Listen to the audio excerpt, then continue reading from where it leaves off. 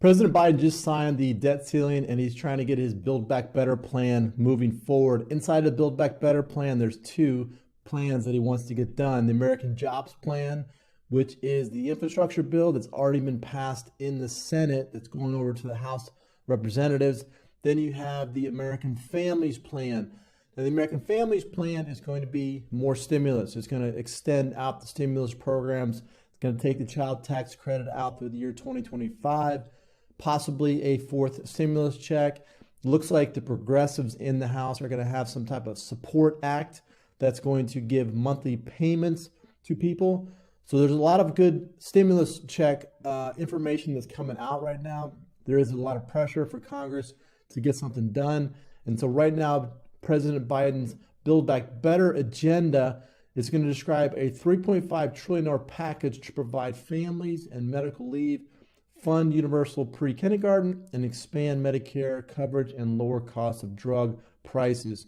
So a lot of good things happening with this new plan. The only issue is that a lot of the Democrats it's going to run into resistance in the Senate from the Republicans, but I think the Democrats are going to use the reconciliation bill to try to get this through. That means they don't have to have any type of Republican support. They'll have full Democratic support and get this done. But the voters right now, it looks like the voters are happy with what President is doing, but they don't understand what the new plan is all about. And for those people that are looking for more stimulus checks, looks like it's going to be the one that is possibly going to do it. I think Nancy Pelosi is going to have to sneak in a lot of the things in this giant bill. She always likes to do that. She says, we got to pass the bill in order to see what's in it. But I think she's going to try to sneak a ton of stuff in there to get more payments out to those people that qualify for it. Now, there are a lot of states that are stepping up, with states like Tennessee and Florida and Georgia. Some of these states are already sending out stimulus payments. That's good news for those that live in this state. Florida is one of the better states that right now they're sending out checks to 2,000 first responders. They're also sending out checks to teachers in that area. California is really the biggest state that is sending out more stimulus, up to $1,100 if you live in California. But you have to actually get your returns in before the 15th, and you have to get those returns in, and you have to file them with the Franchise Tax Board, I believe, in California. And you have to obviously live in California in order to pick up that stimulus. But going forward, there are a lot of other states. New Mexico, I think, is sending out $750 checks to people in that area. Maryland has already sent out $500 checks. Arizona and Connecticut, they're actually giving checks to people to go back to work. They have a back to work program in those states. I like it. I think it's good. I personally think that if you can get people back to work by incentivizing them, that's good for local economies, getting the economies moving again, getting people buying, services and products. So that's good news. I think it's good for those two states. I would like to see the federal government do something like that. If the federal government said, hey, we're going to give out $1,400 stimulus checks, people that go back to work, they would see a huge increase in the economy. I mean, people would be going crazy to try to get back to work. Businesses, right now there's 11 million spots available for people to work in this country, and those are not being filled. In fact, last September, there was only 194,000 of those 11 million that was filled. So if President Biden comes out and says, we're going to give you a $1,400 stimulus check to go back to work, those 11 million job openings would be filled almost instantaneously. It'd be crazy.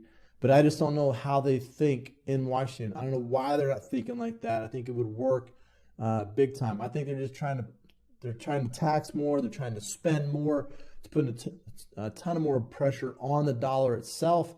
That's why you see rising prices. That's why you see all of these new, gas prices and home prices and food prices. All of them skyrocketing because they're printing so much money right now. There is a new study, and I just was looking at this, that they're saying that a $2,000 check a new $2,000 check would be worth it. So a fourth stimulus check worth $2,000 could become a reality soon as data mounts about success of these past payments. So there's a lot of studies that go on and they give it to Congress and then they say, okay, let's vote on this and let's try to get this done. So the new study by the Capital One Insight Center shows that 3 stimulus checks were not enough and a fourth direct aid payment would move the U.S. economy in the right direction. The study's author, Margaret, Daniel, Melissa, Lawrence, all of them put this to Congress and they're saying, yes, another fourth stimulus check would help. They say the data is there. I personally think that the data is a little bit skewed. I think what they should do is take a lot of the government programs, take them out, some of these extra programs, because what I think a lot of these insights centers, when they come out these studies, what they don't get is that the fact that they print more money in order to have a fourth stimulus check, that's going to raise all kinds of prices. That's going to create some all kinds of imbalances. Now, right now, the Social Security, they have to raise those prices up because inflation is happening so quick.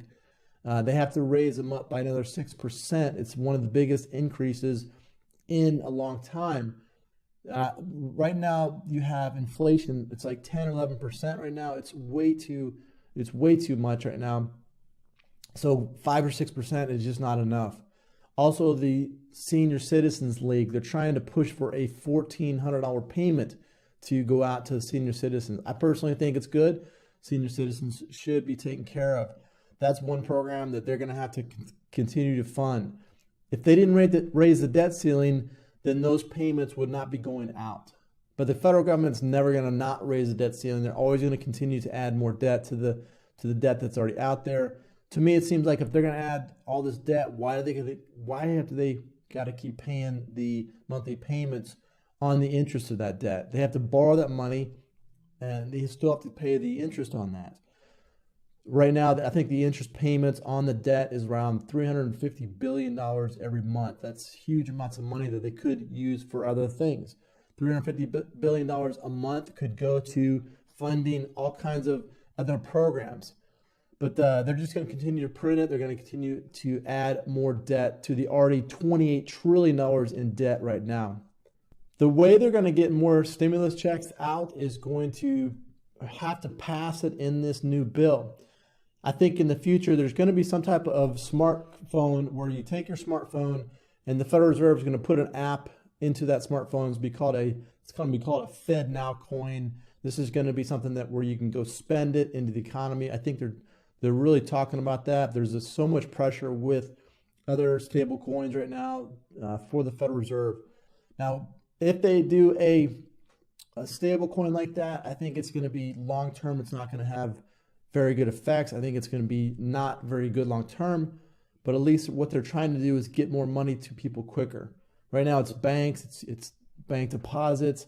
That's how they're getting the money out. They want to get people turning the money over, the velocity of money.